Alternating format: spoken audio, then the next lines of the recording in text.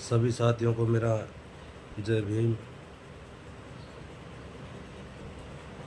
साथियों, आज जो मैं यह वीडियो बना रहा हूँ, बड़े ही दुख के साथ बना रहा हूँ।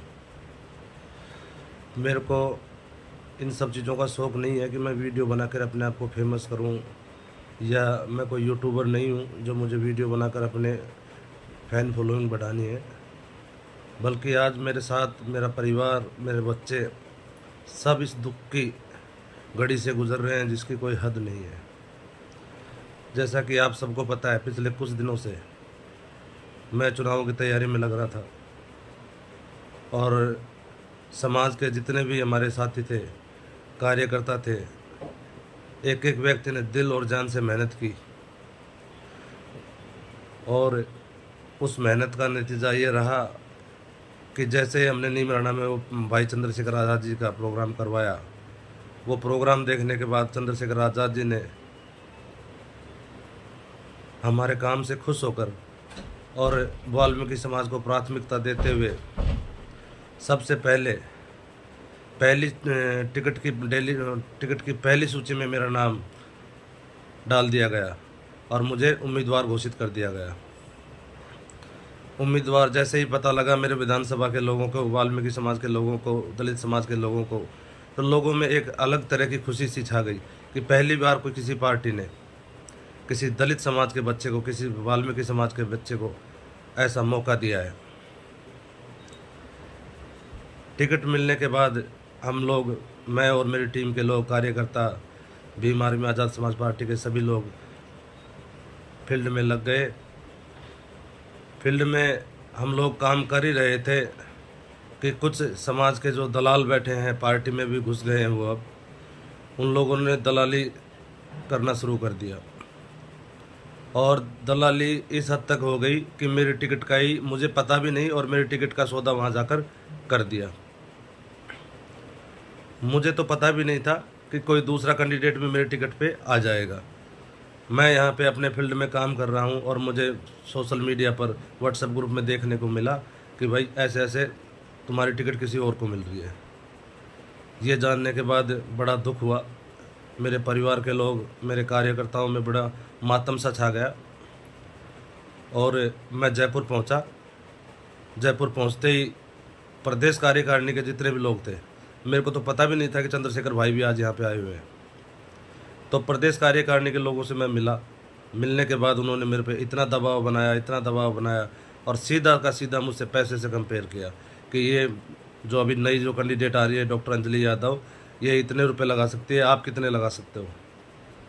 उनका करोड़ों में प्लान था चुनाव लड़ने का और मेरे पास करोड़ों रुपए में चुनाव लड़ने का प्लान नहीं था, क्योंकि मैं गरीब आदमी हूँ, मैं एक वाल्मीकि समाज का बच्चा हूँ और हमारे लोगों के पास इतने पैसा नहीं होता है, ये आप सबको भी पता है।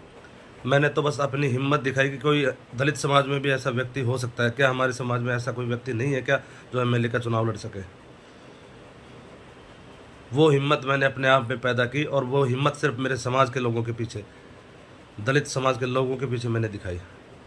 लेकिन समाज के कुछ दलालों ने उस हिम्मत को मेरे को ख़त्म करने का प्रयास किया और वहाँ जब प्रदेश में हम पहुँचे तो प्रदेश कार्यकारिणी के सभी लोगों ने मुझ पर प्रेशराइज किया, दबाव बनाया कि ये टिकट इनको, मैडम को देनी पड़ेगी, आप चुनाव नहीं लड़ पाओगे, आप इतना रुपए नहीं जमा करा पाओगे।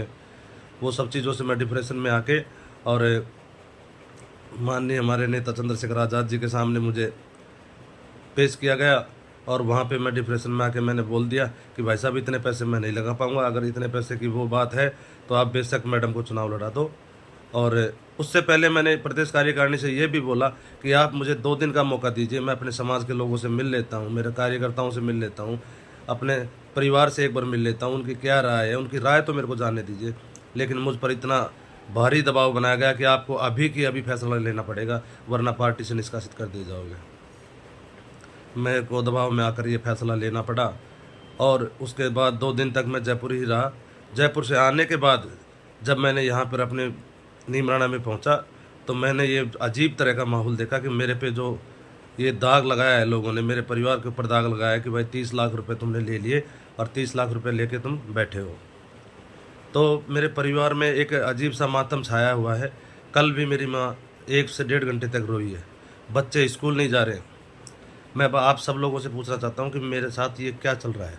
अगर मैंने पैसे लिए हैं तो उस कैंडिडेट को या देने वाला जो भी व्यक्ति है मुझे उसको सामने आमने करवाएं और मुझे इस दाग से छुटकारा दिलवाएं। आप सबसे मेरा ये अनुरोध है। और अगर मुझे आज ये न्याय नहीं मिला तो मैं आपसे सच बता रहा हूँ, फिर कभी कोई वाल्मीकि समाज का बच्चा या किसी दलित का बेटा हिम्मत नहीं करेगा। मैं सच बता रहा हूँ आपको, मैंने पहली बार अपनी हिम्मत दिखाई कि दलित समाज में भी कोई है जो चुनाव लड़ सकता है। लेकिन समाज में कुछ दलाल ऐसे बैठे हैं जिसने मेरे को बदनाम कर दिया, 30 लाख रुपए का आरोप मुझ पर लगाया। अगर ये बात सच है तो मैं आप सबसे कहना चाहता हूँ कि इस बात को मेरे सामने साबित करवाया जाए, वरना ये बात सच है कि आज के बाद कोई दलित का बेटा, कोई वाल्मीकि का बच्चा हिम्मत नहीं करेगा। ये बता रहा हूँ मैं आपको।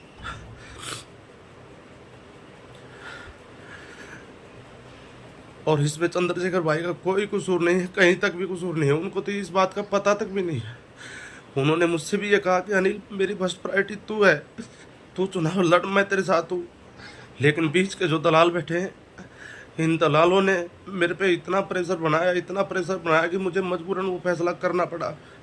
मैंने इनसे हजारों बार कहा कि मुझे को एक बार मेरे समाज में जाने दो, उनसे मिलने दो, लेकिन ये लोग नहीं माने, क्योंकि इनको दिख रहा था कि अगर ये मना कर देगा, ये चुनाव लड़ेगा तो हमारी जेब में कुछ नहीं आएगा। इसलिए मेरा आप सबसे अनुरोध है कि ये दाग मेरे पे से जो लगा है उसको हटवाने का काम करें, अन्यथा तो फिर कभी भी कोई भी